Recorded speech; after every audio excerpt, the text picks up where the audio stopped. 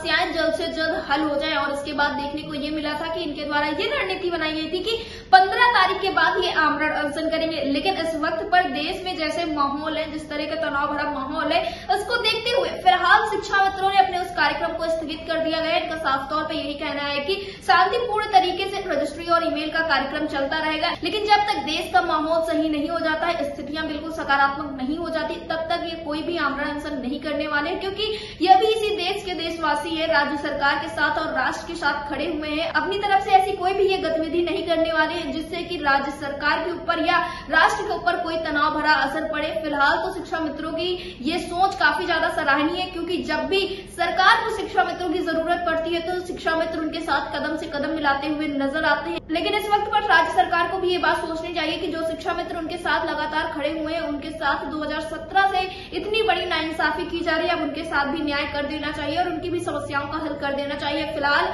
आगे के कार्यक्रम किस तरह से होंगे, देश की स्थिति को देखते हुए इस विषय में ज्यादा जानकारी देते हुए शिक्षा मित्र पवन गोलिया ने क्या कुछ कहा, आप भी सुनिए।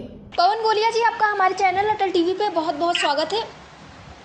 जी, आपका भी धन्यवाद और हमारी नमस्कार।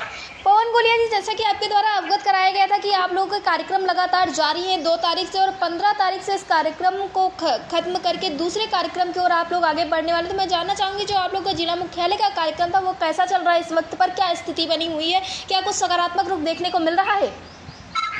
देखिए, राज्य सरकार का हम पुनः विनम्र निवेदन कर रहे हैं कि जो देश की हालात बनी हुई है जी, और देश में जो समस्या है जी पाकिस्तान के साथ, तो हम अभी अपनी राज्य सरकार के, भारत सरकार के और अपने देश के राष्ट्र के साथ हैं जी। तो हमारी समस्या जो है वो वास्तविक है जी। हम अपने माननीय मुख्यमंत्री से निवेदन करेंगे जी कि राष्ट्र की समस्या के साथ साथ जी हमारी भी मानवीय समस्या है।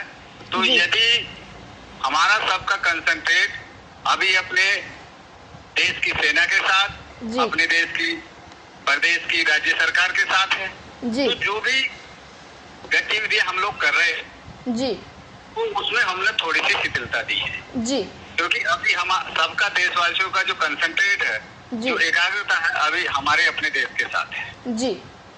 तो हम इसको हम अभी हम जो है जो मेल से और उसको रजिस्ट्री के माध्यम से जो अपनी समस्या है उनको नियमित अवगत करा रहे हैं जी। और जैसे कुछ समय बीतेगा, थोड़ा शांति का माहौल बनेगा, तो हम फिर उनको अपनी गतिविधि को आगे बढ़ाएंगे जी। लेकिन हमको कुछ ऐसा एक्शन न लेना पड़े जिससे हमको पीड़ा हो और राज्य सरकार की बदनामी हो। तो हमारा विनम्र निवेदन ये है कि वो इसी हमारी समस्या को लेते हुए, मानवीय समस्या लेते हुए, क्योंकि हमारे साथी कोई ना कोई आकस्मिक मौत के शिकार हो रहे हैं या आत्महत्या करने के लिए मजबूर हैं, ऐसा कदम कोई ना उठाए। और ये ऐसा राज्य सरकार की ये नैतिक जिम्मेदारी बनती है कि इनकी प्रायोरिटी में लेकर समस्या का समाधान करें। ये लास्ट में हमारा मजबूरी है कि हम ऐसा कदम उठाएंगे संवैधानिक जिससे राज्य सरकार की बदनामी होगी। जी पवन गोलिया जी, यानी कि अभी जो आप लोग ईमेल के जरिए और रजिस्ट्री के जरिए कार्यक्रम अपना कर रहे थे वो लगातार जारी है, लेकिन धरातल पर कोई बड़ा कार्यक्रम अभी आप लोग नहीं करेंगे, क्योंकि इस वक्त देश में हालात ऐसे हैं, वो बिल्कुल सही कह रहे हैं, इस वक्त पर देश के साथ खड़ा होना ज़्यादा ज़रूरी है और राज्य सरकार के साथ भी खड़ा होना ज़रूरी है। तो आप लोग आमरण अनशन की तैयारी बनाए हुए थे वो फिलहाल स्थगित की जा रही है, यानी कि? हाँ, अभी सब लोगों ने सहमति दी है, क्योंकि सारे देश के जो जितने भी ज्ञापन थे, मेमोरेंडम थे, धरना प्रदर्शन थे, वो सारे देश में स्थगित हैं। तो हम भी अपने देश के और प्रदेश के राज्य के साथ हैं।